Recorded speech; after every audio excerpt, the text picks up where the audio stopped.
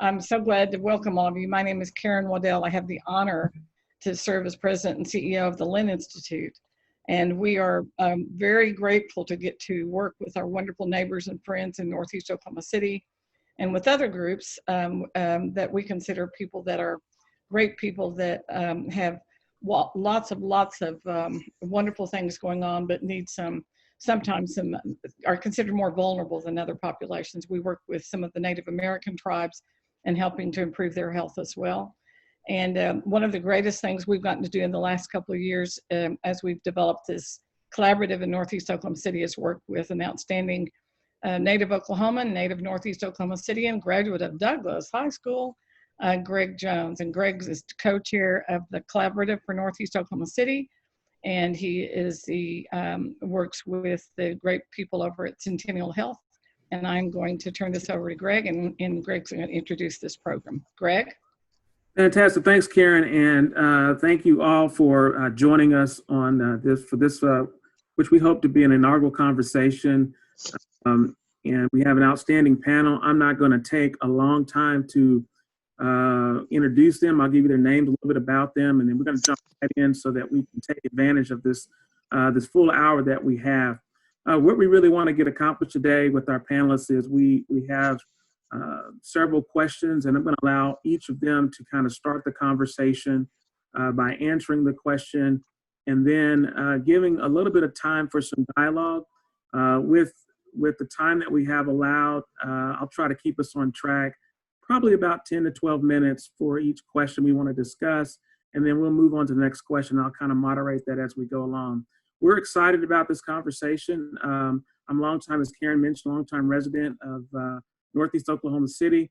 I've lived here just about all of my life, except for going away for school and working in Tulsa and New Mexico for a short period of time, and have seen and experienced what it's like to be a resident of Northeast Oklahoma City. Today, what we want to get accomplished is really dive into some fundamental questions that our panelists, I think, are obviously well-versed and have experience in being able to answer. I'm going to give you their names briefly, and then we're going to get right into the program. Lee Roland, he is a longtime educator. He's been a principal, he's a coach, he's a mentor, and he's now a consultant as it relates to education. And he has a wonderful story and has also written a book. We also have Beverly Glover, who has her own business, learning and development consulting business. She is a wonderful individual and has more than 25, 30 years of experience as it relates to human resources and all of the facets of diversity and training as such. Stephan Moore, he is the executive director of Shiloh Camp. Shiloh is a beautiful camp that's located right here in Northeast Oklahoma City that serves our urban youth and has a variety of year-round programs, not only for youth, but also does a lot of training as well. So we're glad to have Stephan with us. And then we also have Caylee Dodson, who's the executive director of Restore OKC, located in Oklahoma City, which they really focus on a variety of things, but really bridging relationships and reconciliation for restorative justice. So we have a wonderful panel that will be with us on today. I'm going to do this and jump right into the first question. I'm going to ask Lee if he will address this question, which is, what is meant by the term systematic racism?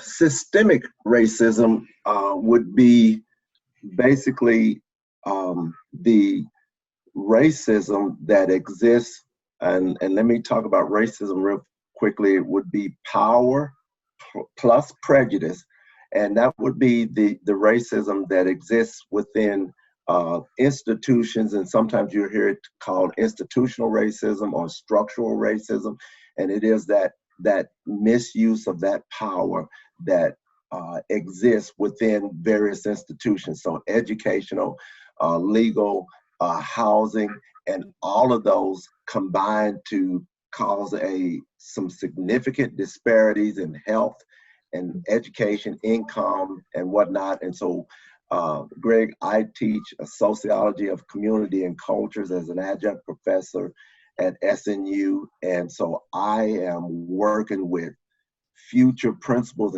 and superintendents trying to break down, mitigate, minimize, eliminate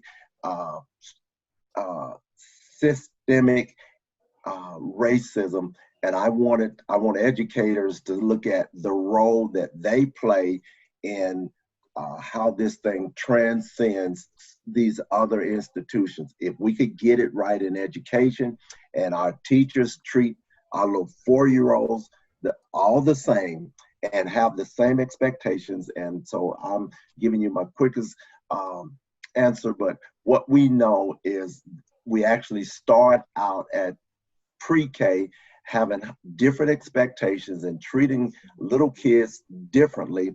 I like to tell educators at 4-year-old, every child, black or white, Jew or Gentile, enters the schoolroom excited. They think they can sing, laugh, dance, do everything. By 4th grade, a good group of those kids no longer believe that. And why don't they believe that?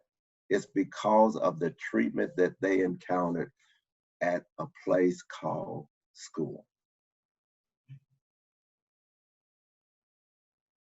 In saying that, Lee, and also I just want to remind everybody, if you have a question, you can just put it in the chat, or you can wave at me and I will make sure that I get to your question. Lee, in saying that, what are some things that you think, you said by the 4th grade, what are some things that have the school system, as you mentioned, what's happening in the school system to cause that? Well, what we know, and I've got an incredible telling video that shows that a little black boy and a little white girl doing identical behaviors. Teachers actually see one child's behaviors as inappropriate, bad, threatening, awful, and they see another one as just playful. And so what we know is that people, it is not that seeing is believing. And I want everyone to get this. It's not so much that seeing is believing. It is we believe. We see what we believe. So it's not that seeing is believing. We see what we believe. So if I see in Greg Jones a very intelligent, fun, loving kid, if I believe that, if I believe that, that's kind of what I see. That's what I see. If I believe he's threatening and everything, my eyes actually, I intellectually see and observe something different, because that's what I believe him to be before he ever starts to play. And so one of the things I work with educators on is trying to get them to be aware of their biases, be aware of their fears, be aware of their prejudices about moms, about children of color. One of the things I also work with them is trying to help that child to believe that they are positive and they're good. And so I have the black doll test that I show to educators, and it just blows them away. Some of these children already believe that about themselves, based upon media, based upon the culture around them. They already think they're inferior. They think they're bad. And it's just, so I don't like this to be placed on our shoulders, but I just tell our educators, you just got to be tough, got to have thick skin. A lot of stuff starts and stops right with us. And so if we can get it right, and we can help our children to love themselves and love one another, and for us to do that, we'll see that translate over into these other institutions. But the 2 institutions that I've given my life to, faith and education, we're lagging behind the other institutions in terms of trying to get this thing right. We haven't even recognized that we have a problem. Sports and entertainment, they are at the forefront of speaking out. They've been vocal in this effort, in this initiative for forever. Hollywood, educators think, no, we're fine. The church thinks, no, we're fine. So that's my short answer. Thanks, Lee. Now I'm going to ask Beverly, if you don't mind, and Lee mentioned something about biases. So if I'm an individual, and I know we're limited on time in such a way, but could you give a short explanation? How does one kind of start to understand what their own biases are? I mean, isn't that the first step? Absolutely, and that's part of my answer. So good, you're taking a little bit from my other one and give me a little more time. The whole thing about the unconscious bias that's so damaging is people don't even know they have them. So they're making decisions and behaving, based on a bias that they don't even know they have. That is the scariest thing ever. So there are some tools and instruments that people can use to discover. I have a self-assessment that I use. It's called Discover Your Dominant Diversity Lens. And when people take this assessment, this self-assessment privately, they always say to me, oh my goodness, I didn't even realize I thought this way about this thing or this type of person. I didn't know I believed that. And so it's an eye-opening thing if a person has the courage to do so. And Greg, that's one of the biggest challenges. Many people don't want to look inside and see what's in there. And so they don't.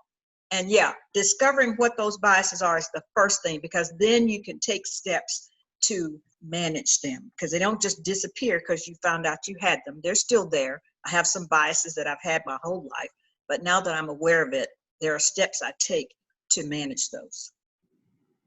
Thanks for adding that. I think that's probably a really important point that you said, Beverly, that there are some biases we have that we don't even want to discover. And so sometimes as we think about the current environment that we're in, sometimes things around us kind of shake, start to examine, maybe I should take a look at some things. Why do I feel the way I do? Why do I think the way I do? And so it's a great opportunity, as we have on this discussion today, to kind of talk about that. Let's kind of transition. And again, if you have questions, the one question that came up in the chat, Beverly, that discovery lens that you talked about, is that something that you do during your training, or is that something that's available? It's something I do. It's based on someone else's work, but it's something that I do. Yeah. And, somebody can just reach out to me. I can tell them about it.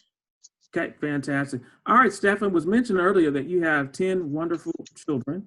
And Karen was so glad to kind of relate both of us. We know each other as well, but I don't have 10 children. I only have 3. So Stephan, you're way ahead of me. But Stephan, the next question is for you. Can you kind of paint a picture of what you've experienced in your own life? I know you're from Cushing, Oklahoma, and what your boys currently have to consider as young Black men when it comes to interactions and opportunities. Well, thank you, Greg, and greetings to everybody today on the Zoom call. Appreciate everybody being a part of what is an important conversation. There's a lot to be said, and this is a very loaded question that can be taken in a lot of direction. Of our 10 kids, we have 6 boys. My oldest is a boy, and he's 20, and my youngest is 6 years old. He's a boy. We have experienced a lot, obviously. We're all over the city. Even right now, we're spread out, so we experience a plethora of experiences over the course of the day. But as a dad of African-American boys, there's a lot of things that you introduce your children to, but as a dad of kids of color, there are other aspects of that have to be a part of their understanding and their repertoire. And so, the first thing, we had a situation when my second oldest, who's 19 and on his way to OU, when he was a little guy, we lived in Branson for a lot of years, and there was a kid picking on him in the bathroom at the church, and this had been an ongoing thing. We didn't know about it, but it had built to a head, and my son, along with a bunch of other boys, are in the bathroom, and this bully came in, and Strong jumped in his little cartoon Avenger stance, and the bully locked eyes on him, and then Strong belted out, "I'm more than what I look like." And it shocked every kid in there. There were 7, 8, 10 kids in the bathroom, and the bully stopped in his tracks. And he was taken off by that. And what we have really tried to teach our boys is that they are more than not just what they look like, but what other people perceive them to look like. And so what we want to teach them is, who they are in their character, their talent, their integrity, their intelligence, their relatability, their capacity to be able to relate to other people, within the world, and their value in that. And that they will encounter during their lives people who won't see that. And what we try to teach our kids is this. It's not because of the color of your skin. It is because of the expansiveness of the other person's ignorance or perhaps prejudice or both. And because then it's not on them, it's on other people. Racism and prejudice, it's not on the person of color or whoever it is that's receiving that. It really is on the other person. And we try to help our boys understand that their value is not to be determined externally, it is internal. As a human being, it's been a part of the family, of more, the house of more, there's 12 of us here. And then we're people of faith too. And we really believe that God has put something intrinsic on the inside of them. Now, how's that play out just in terms of experience? Just a couple of brief things. And a couple of y'all have heard this. I'm an executive director of a foundation. I was in a meeting one day, having a great meeting with a potential funder. The funders start explaining about their foundation and the size of their foundation, how much they give away every year is determined by how much they earn. And in the middle of explaining this, he turns to me and says, "Stephan, you wouldn't understand this." And then he goes on to explain, and I'm not giving the numbers because I think you probably could figure out where this is, but we have so many millions of dollars. We give away basically the capital gains of what we earn each year, and that's the makeup of how we give to who. But we're sitting between a mutual friend. We had a friend group that was we shared on one degree because the person who had brought me in there was a friend of this individual. I had on a suit coat. He had on the suit coat. He had on nice shoes. I had on nice shoes. We had shared many things in common, but when it came to this, he had the I don't know what his understanding was to look at me in this conversation and go, you don't understand this. You wouldn't understand this. And I was so taken off and so thrown by what he said that I didn't say anything. And I'm going to tell you that the primary reason I wanted to say anything, we had such a great visit. I didn't want to mess it up for my organization. But I also knew that my emotion might be in whatever I might say. And so, I held my tongue with a lot of dignity. I henceforth and shared it with one of our other funders was told, look, that individual didn't have anything, they didn't intend on giving to you anyway. And he showed, where he really was coming from in that. But, we want our boys to understand that no matter how you present, there's always going to be other people who, for whatever reason, are not going to value you for who you are, your skill, your experience, your capacity, and your ability because of their own short-sightedness. There are going to be limitations. We also try to help our boys understand that what is a normal trip out of here every day could turn into be something that's so much more. For instance, we had a situation where my oldest and one of my twins were at Sam's. When we shop for our big old family, it always looks like we're hoarding because we can't do it in one basket. So they're at the check stand. My daughter's at the check stand. My son ran back with the basket that didn't have quite as much in it to get something else. Came back and was getting in place and was explaining to the people in line, he had been here and he just run back to get something. Well, a lady stepped out with her basket and cut him off. And made an incident. Y'all know that the layout of Sam's with their 15, 18, 20 check stands that shut the whole front of the store down, where a lady cut him off and insisting that she was not going to let him pass. And he's trying to explain it. As he stepped up to explain to her, she said, she's screaming, "I feel threatened. I feel threatened."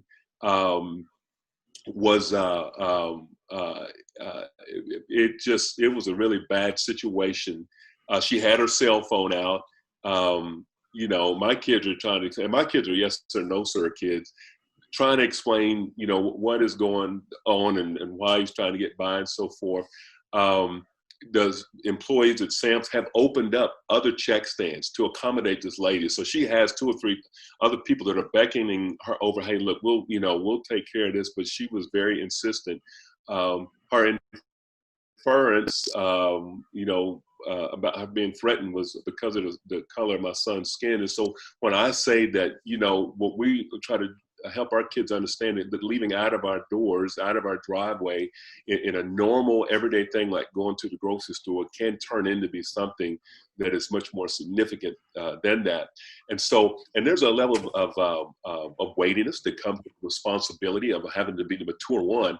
You know, having older and younger kids, you know, we put it up on our older kids when they're dealing with one of the younger siblings that, look, you have to be the responsible one. And that is a weightiness that I think African Americans feels at times, that you have to be the one that keeps this situation from becoming volatile. You have to be the one that keeps this situation from putting you in a light where people are grasping hold of stereotypes or things that make them feel uncomfortable. You have to keep them out of that zone.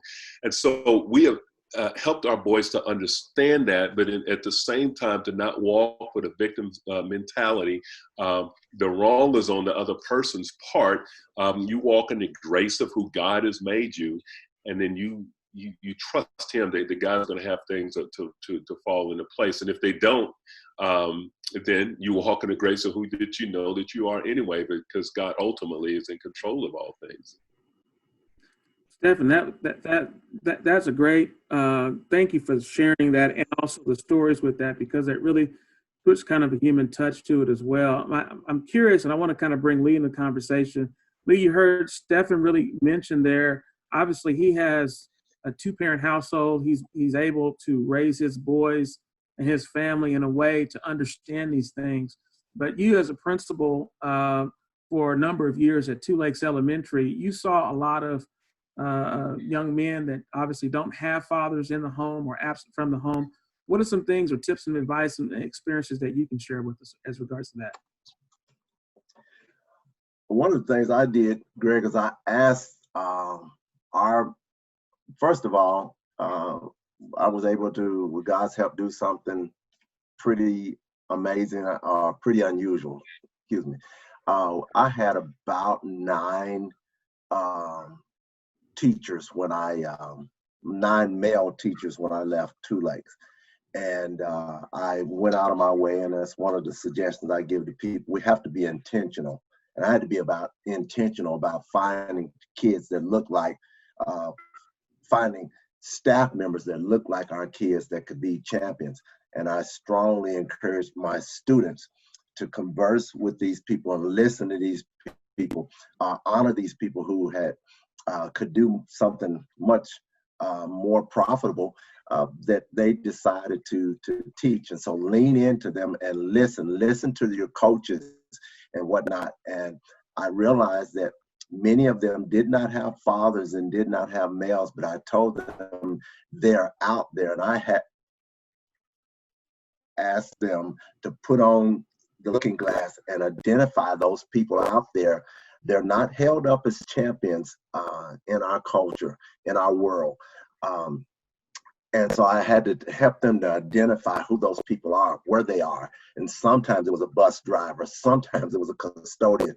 But these are people that are really, they know a lot, and they're willing to share that. So I asked the people in authority and position to also be receptive, give that time to those kids. I didn't have to ask them because it was just part of their DNA. It was just something most men want to do, given the opportunity. That tell those kids about being careful, that we're not on a level playing field. And so I had to have those conversations with them. They would tell me that this other student did the exact same thing. And I had to tell them that, young man, you're going to have to trust me to do my job. So I'll get that. But your job, meanwhile, is to do everything that you're told. They didn't know those staff meetings where I was standing in a chair, standing on a table, telling them, we will love every one of these children. And I want you to love them the way that I love you. I chose the very best teachers that I could possibly, and I want to make sure that you pass the love on down, you pass it forward. So a lot of things I did with our boys, we had Greg, you all, and Stephan, all of you are familiar with, I mean, you all have a man cave thing that you all have done for years. And so we were doing that sort of thing, sleepovers and things like that with our boys, and just having an evening full of just pouring in to those little guys, letting them know that, hey, we love you. I apologize for any and every man that has not stepped up and held his rightful place in your life, but it stops right here. And going forward, I was going to do everything I could to be a model, be an example, be an inspirer for them. Thanks, Lee, for that, and Stephan also as well. I mean, this kind of helps us transition kind of into our next question. For those of you on the call, for a long time, Northeast Oklahoma City and OU Health Science Center hasn't really had a good relationship. And I mean that in terms of the communities being able to coexist and really interact together. So it kind of transitions to our next question. I'm going to ask Caylee, who's working kind of in this whole area of justice work. So Caylee, obviously as a leader of an organization that's committed to justice work, what are some of the common misperceptions, misunderstandings that you've encountered? And you're welcome to also kind of share a little bit about when you lived in St. Louis as well as your time here in Oklahoma City. Yeah, there is not enough time on the phone call for the misperceptions. I think one of the craziest hurdles for us to collectively overcome in this moment and going forward is we as a staff team talk a lot about how if humility and curiosity don't underpin everything we do, we're going to wind up just stuck in the trap of polarization that our culture is stuck in right now. So we have, Ernest Odunzi is a co-director here. We actually moved back from 10 years living in inner city St. Louis with Restore St. Louis to help start this as Michael Brown was shot and killed in Ferguson, Missouri. The Daniel Holtzclaw trials were happening here. And I think in a really unique way that seems to be continuing to build, especially with recent George Floyd. People are definitely more open to having a conversation around maybe I am not actually right about what I've assumed in terms of no, we don't actually have inequities. We don't actually have a justice issue. These are just bootstrap, conservative, pull yourself up, you can fix this kind of conversations, which are never helpful. So we joined him, and I think Ernest and I have just found ever since, we also live in the community. We live right up the street from our office here at 27th and Martin Luther King, that when you sort of engage in these justice spaces, you don't fit anywhere. Ernest is an Uncle Tom to most of his camp and a renowned pastor in another, and I don't fit in my community, but I'm definitely too liberal to go where I do belong. So there's just sort of all of these misperceptions around what does it actually mean to stand with one another and not be so quick to decide. I think BJ brought up a good point, Lee and Stephan too. We have these biases that are happening, and if we don't put a greater story or a better narrative in our head about what we're actually created to do and what that's supposed to be about, we have a hard time not living into those narratives that the culture is telling over and over and over again. So one story I like to tell that sort of illustrates that was really awakening for me and sort of where my biases lie that I didn't really even understand in St. Louis. This was 13, I'm older than I look. See, this was 14 years ago. It was before babies. And I have a heart condition that got discovered while we were in St. Louis, and I was working with women transitioning out of prostitution and addiction who became my dearest friends in the world. And one of them got to take me to the hospital one time.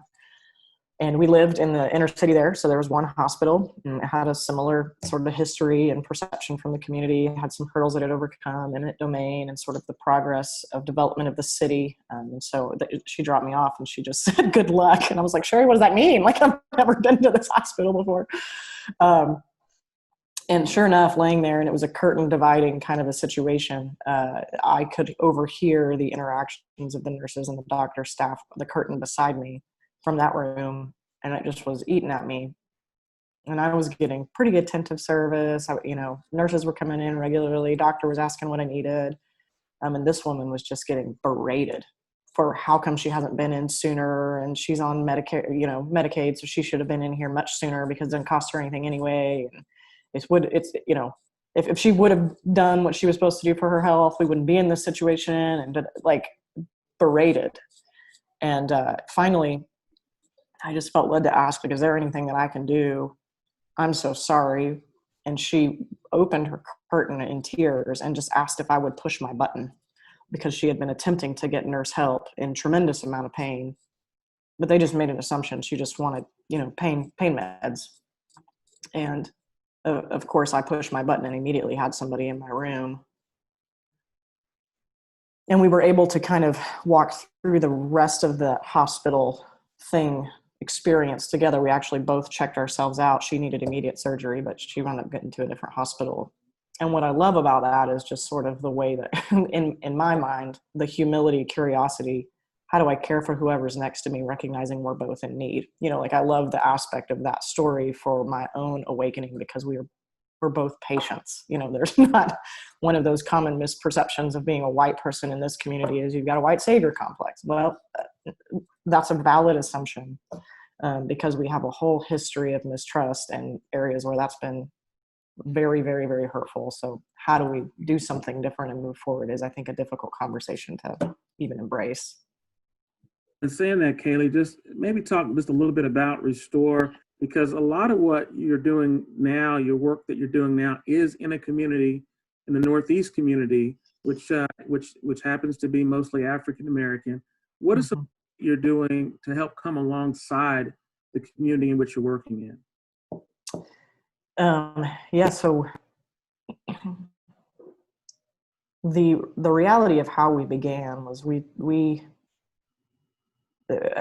said we wouldn't move back until we had deep sort of incarnational, have lived here forever people who would come alongside and we could follow. So that was so much a part of our St. Louis story, was put yourself underneath leadership that's different than you. Is one of the common drums that I bang as a white person, is if you have not sat deeply under the leadership of somebody who is not your race, gender, ethnic background, you need to do that, because there's so much wisdom you don't even realize you're missing until you put yourself in that position. But when we returned, we sort of told our original, group of Northeast pastors, group of just sort of original supporters that were interested in this kind of concept of a faith-based community development organization that is actually community-centered. So moves in, has the community on its board, actually isn't a I'm going to fix sort of mentality.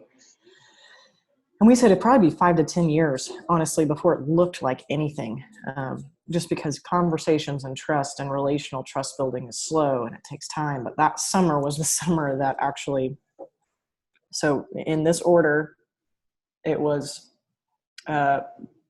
state subsidies cut. So mental health and childcare subsidies were cut, which for our community was hugely devastating, a huge single parent percentage. And Philando Castile and Alton Brown were both shot and killed. So we were already spending time at Ralph Ellison Library just because we have 2 kids. It was the only public space, building relationships with the community there. But the nature of how those 3 things just collided to allow us to have conversations around what does it look like to do justice and love mercy right now together, not for anybody, but like we've blown it. And if we believe, as a faith-based entity, repentance is word and deed, just like anything else. It can't just be, oops, I'm sorry, move on, until my kid goes to that school and I would happily put them in it. We haven't done justice. we have to care about systems that we've had the ability to not even. That's a tremendous luxury we don't even think about very often. So that initial summer, we have a still existing community advisory board that came alongside and just said we would be addressing these things. We would be doing economic development, which we currently have 8 single mothers employed. We'd be supporting our schools. So we support 3 schools. Roland has been involved with a number of that. We just kind of decided if we can retain teachers, we can train them. So we had about 100% teacher turnover, roughly is like 97 year one. And I think this year we have 74% teacher retention. So just supporting teachers, getting them the right training, equipping them with the tools they need, making sure that second adult presence, most impactful in a child's life, stays and has the tools they need. We have some housing pieces. Fair Housing Act was 1968. Most people don't know that. A lot of Black homeowners can't access city and state funded programs because of title issues. There's just so many areas that injustice has become so systemic that if we're not sort of collectively understanding history, talking to one another, and leveraging our privilege together for the privilege of one another, we don't get anywhere different.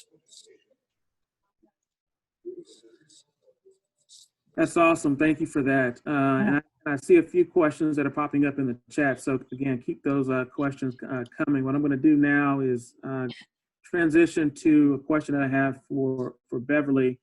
Just thinking about practical ways. Caylee mentioned just talking about privilege and all of that, but organizations and institutions and businesses, professionals, a lot of the folks I'm sure on this call with OU are behavioral health providers. What are some things that they can do to start to help, number one, understand and even eliminate racism and in the workplace? Okay, so excuse me, man, I do need an hour to talk about this, but Caylee, I'm like you, there's so much to say. But I tried to narrow this down to 3 things, A, B, and C. A, be something, B, learn something, C, do something. So in the be something, I should say more like become something, because one thing we need to recognize is work in the diversity, equity, and inclusion. I'm going to refer to that DE&I throughout this. Work in that area takes time. You cannot by any means change a lifetime of conditioning in a person overnight, nor can you overcome decades of organizational tradition overnight. So know that this is a process that takes time, whether you're addressing it on an individual or an organizational level. So the first thing I would say is the focus is not perfection, it's authenticity. People have to believe that you are genuine about what you're saying and doing. So if you're going to publish these glowing statements for your organization about how much you value diversity and inclusion and all of that, you got to make sure when I look inside your organization, I see evidence of that. It can't just be posted on your website. You can't have just all these pictures of diverse people on your website, and then when I come to your organization, all I see are white people everywhere. It needs to match up. Don't tell me that you value DE&I if your board is full of old white men. Now, in fairness, there is a place for old white men on your board, because let's face it, that's where you're going to get the wisdom, the experience, the influence, and probably the resources that you need to run an organization. So definitely there is a place for old white men, but until you get some diverse people there, you need to balance that out. I want to say what happens a lot of times is organizations will try to recruit diverse people for boards and positions of leadership, and they're not getting what they're expecting. A physician shared with me his frustration that he serves on a board and there's only one other Black person on the board. It's a Black male. But that other person is actually a Black on the outside, but he thinks like a white man on the inside, because this is the way he's been conditioned. And the irony is the way some people of color have excelled in mainstream organizations is for that reason, that they have adopted the mainstream way of thinking. And so when we try to get somebody diverse, we need to get somebody who not only is of a certain color or ethnicity, but they actually have that experience. They identify themselves as that by way of experience, not just biology. And I'm thinking of two friends of mine. One is African and one is Hispanic. And the African guy is very black on the outside, super dark skin. The Hispanic girl is very Hispanic looking in that ethnicity, but they both think exactly like white people. So what the physician was saying to me, his frustration was anytime he tried to, initiate some change in what they were doing there, policies or whatever, he's expecting this other black guy to, embrace that, because he's thinking he knows what I'm trying to do here, but he always voted the other way. So I'm saying that's one thing. Make sure that you get some authentic diversity when you try to do that. With individuals, the professionals, I would say, I'd ask you this question. Is there a disconnect between your professional persona and your personal persona? I ask that because right now I'm involved in a corporate investigation that's based on something that an executive posted on her private Facebook page. And people perceived it, well, somebody made the connection between her and her employer, even though she didn't mention her employer. Somebody made that connection, and it became a PR nightmare. And people were threatening to disassociate themselves from that company because they said, you have somebody with this kind of mentality who's a decision maker in your organization. We don't want to have anything to do with your organization. The irony was, when we conducted the investigation, we found from all the employees there, and we interviewed every employee in that department, this person was somebody who at work really went to extreme lengths on behalf of people of color and disadvantaged people. But in her personal Facebook page, she made an unfortunate statement that made her look like a racist. So I'm saying there needs to be a consistency between who you claim to be, who you present yourself to be, and who you really are all the time.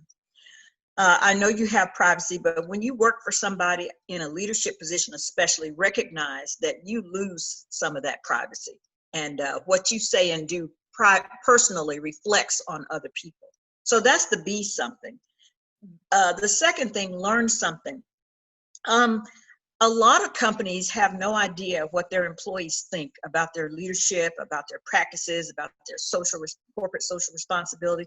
And so I'm saying, dare to find out, dare to ask your employees, if it's a survey or a focus group or town hall meeting, whatever, dare to ask them how they see things at your place. Because you may be thinking that you have a great organizational culture, and your employees may be thinking, oh my gosh, this is not inclusive at all. And I'm thinking of a particular federal agency that had this very aggressive diversity recruitment campaign, and they were able, because of that, to bring in a lot of diverse talent into their organization, but they couldn't keep them there. And I suggest it's because of their culture. You can't bring diverse talent into a culture that's not inclusive and expect people to stay there and to thrive there. So until they're going to address that infrastructure that exists, they might as well stop the recruitment thing, because, it can't work. And then actually your organizational culture is a reflection of the values and beliefs and the actions of individuals in your organization. So that's why I am big on having people in an organization, starting with the leaders, do things like the self-assessment I was talking about before. Find out, learn who you are, learn where you stand, learn what's inside of you. If you start with yourself, then that is the first step to trying to look at what's happening in your organizational culture, because that's huge. So learn about your organization, learn about yourself, learn about your patients and constituents. What are the unique needs that they have? Ask yourself what you might need to do differently to serve them. Don't just assume that the way you address everybody, every patient, should be the same. I'm not suggesting that you should change your standards or anything like that. I'm not saying that. I'm just saying recognize that people are different. Their behaviors might be different. Their beliefs are different. The way they approach their health is different. The resources they have, or what they feel about the resources. So I'm saying educate yourself about that. And so you can ask those questions. What do we need to do to better serve these people in terms of their unique needs? And then the third thing I said was to do something, because people respond to what they see and hear. And unfortunately, in the DE&I space, a lot of organizations are big on the do something because they want to look like they're embracing DE&I. They want people to look at them and see them as something beyond what they really are. And one thing that I'm loving today, we're seeing a lot of companies speaking up publicly and boldly, some more boldly than others. And you're seeing messages that range from statements like, we value all lives, or we stand with the peaceful protesters, or all the way to we support Black Lives Matter. I mean, there's a range of messages that a company can choose to put out there, because when we were doing the investigation, some of the employees said, we don't know where our company stands on this. They've been silent. They have not said where they stand on this. And so that's one way that you can demonstrate. And I'm going to say it's an aspiration, because, you know, when we say these statements, we may not have achieved them fully, but we want to say this is who we want to be, and this is what we value. So that's one way, is to actually speak up. Second thing I would say under doing something is physician heal yourself. And by that I mean, look at your policies and your procedures and your practices in your organization in light of the results they're producing. So if you say, as OU Medicine says, they want to attract diverse staff, physicians and faculty and learners, if that's your goal, how is that working out? Are the practices that you're using right now, the policies that you have right now, are they producing those results? And if not, find out why. You need to find out why and see if there's something to change. And then the third thing is make an authentic commitment to keep DE&I top of mind in all your business dealings. You know, people tend to think that diversity is something we add on, it's a program we add. No, diversity is interwoven in everything you already do. It's already interwoven there. Whether your awareness of it is strong or weak, it's there. It's not an appendage. And I have witnessed and experienced the transformation of a company where I worked. When I first went there, I was the only Black person who was in a salaried exempt position, which is bizarre to me. This was back in 1999. But over time, I watched the culture of that organization change, because the person at the top said, this will be a priority for us.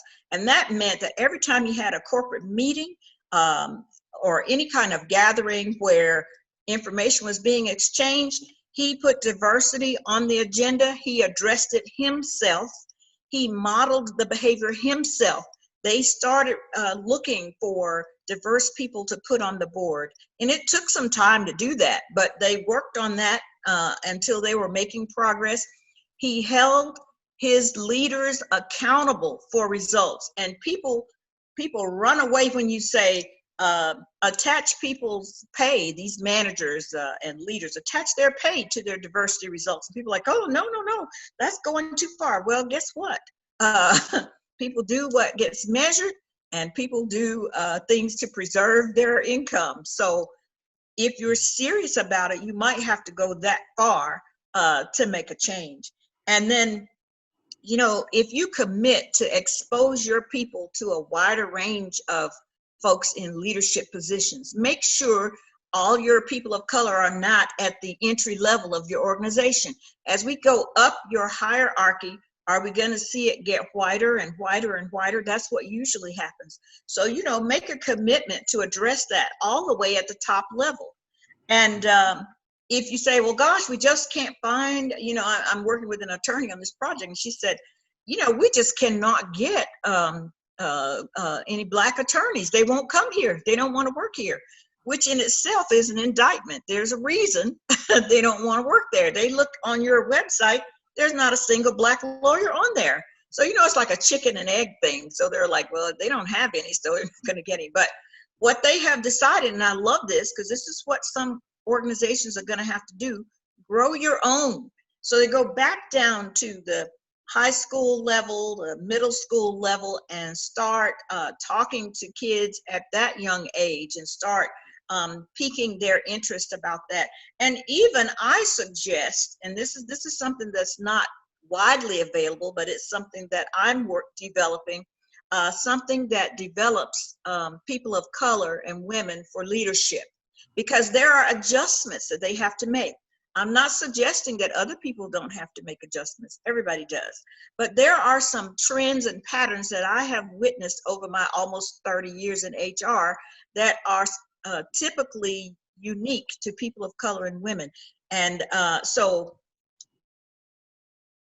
those people, in terms of developing them for leadership, then that would be priceless for you, because you have someone already in your organization. You've seen some potential for them. You just don't know how to get them up to that level.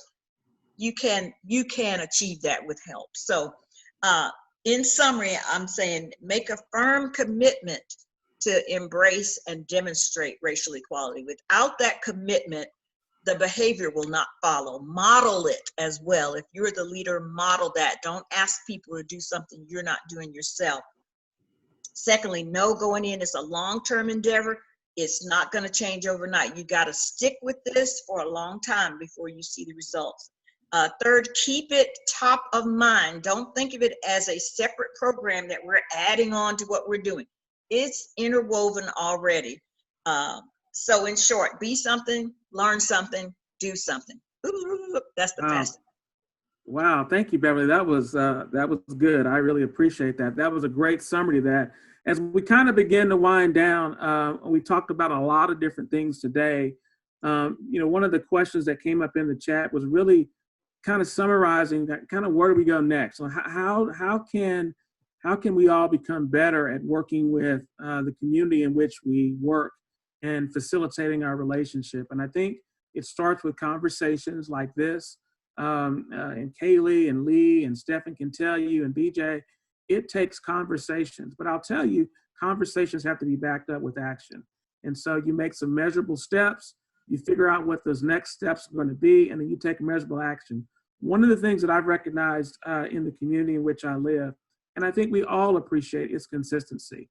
So you show up when you're supposed to show up, you do what you're supposed to do, and you become a person, man or woman of your word. So what I'd like to do is really thank, number one, our panelists, Stephan and Lee and Caylee and Beverly, for joining us on today. Glad to just be able to moderate this conversation. And as I said before, I wanted to make sure that this is really the beginning of a good conversation that I would love for us to see and continue to keep going. I'm going to turn it back to Karen to see if she has any last comments, and then she can close us out. I'm not exactly sure where to start, except to thank you. Seems so almost so empty and simple, but this is a wonderful conversation. My heart breaks for the unfairness and the things that have happened. To anyone's children, regardless of their color, or to anyone as a human being. I happen to personally know the children that Stephan was describing, and I'm very unhappy. I'm very upset about that, but I know it goes on, and I hate that. But I just want to thank you all. I want to encourage you to it's all about relationships and friendships. I found this quote online with a note. It doesn't identify the author of it, but great relationships are not great because they have no problems. They are great because both people care enough about the other person to find a way to make it work. And I want to thank you all for your participation. I want to thank you for the work you do. Every one of you is working to help others. I know that. But I want you to take good care of yourself. It starts with loving yourself and loving your neighbors and getting to know your neighbors. Let everybody aspire to try to create and live great relationships. I absolutely hope this is not the last of our conversations, but it does. Sometimes it's as much as just getting to know people. And of course, it's hard to invite people out for coffee these days, or lunch, or let's get together. But we need to do that. And we need to, leaders need to take, absolutely. I love BJ, your thoughts of your be something, do something, learn something. I said that in reverse order. Be something, learn something, do something. I love that. But as leaders, we absolutely need to do that and listen to our folks. I would encourage you all to talk among yourselves, the OU folks, and get together and talk about it and how can we be more inclusive. I was vice president at Presbyterian Hospital for 12 years and then HCA for 2. And I know how hard we worked to make it what I thought was a great institution and cared for everybody. And it was only about 4 years ago when Lynn started doing the work in Northeast Oklahoma City that I heard the quotes from some of my good friends in Northeast Oklahoma City about how they felt like Presbyterian Hospital then, and I would say probably carries over to almost all organizations, had systemic racism. And Lee, all I can tell you is I worked so hard. I was crushed when I heard that, but I heard it, and it was very real, and perception is reality. I just thank you all for all that you've done. I've got 6 grandkids, and I'm telling you, I absolutely believe that this next generation is going to be better at this than we are. They don't see color. They don't see autism. They don't see Asperger. I mean, they see kids. And let's just carry that on. Thank you all so much. I wish I could hug you all, but we get germs and we can't do that. So love you all very much. Yeah, everybody love each other very much. And this is recorded, so we're going to make this available. And we're going to do this again. And what I'd love for this afterwards, Jane and your folks, if you can help identify the next direction, because don't you feel like we need next steps and do some more? And thanks to Steve and Janine Pointer and Steve Petty and Angela Cosby, Steve Haynes, and Anthony Colby is actually getting a vacation if one can go to a state and be able to come back without being quarantined. Good luck on that. Love you all. And just realize that, there's God tells us to be still and know that he is God. If this doesn't make you be still and look and listen, I love you all so much. And Greg, you're the best. Thank you, dear. Goodbye, everybody. Thank you very much. Thank you so much. You, thank you all. Thank you, Caylee. Bye-bye. Thank you all so very much. We appreciate you so much. Love you. Bye. Thank you. Bye-bye, guys.